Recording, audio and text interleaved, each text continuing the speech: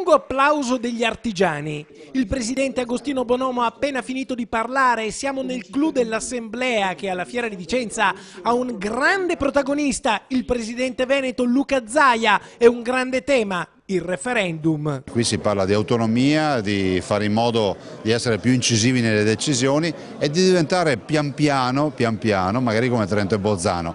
E la strada inizia e un invito a tutti ad andare a votare, andare al referendum e andare a votare. Il popolo veneto in questo momento ha un'occasione per dire la sua ed è bene che vada a votare. Se poi uno non è d'accordo può anche esprimere un voto negativo. E secondo me noi veneti dovremmo proprio andare a votare per rivendicare un'aspettativa di maggiore autonomia. In platea le istituzioni politiche, il mondo imprenditoriale, di un artigianato che è il tessuto economico veneto e vicentino. Un Veneto più autonomo, se va incontro a una eliminazione di burocrazia, ci sono veramente tanti soldi. Creare delle condizioni dove sia più facile fare impresa, con meno burocrazia, già sarebbe liberare risorse importanti e rendere la vita più facile agli imprenditori. L'imprenditore più sereno ha più tempo per sviluppare la propria impresa e abbiamo dimostrato che fantasia ce n'è, e quando sviluppa la sua impresa crea occupazione, per cui crea anche benessere sul territorio sul quale insiste.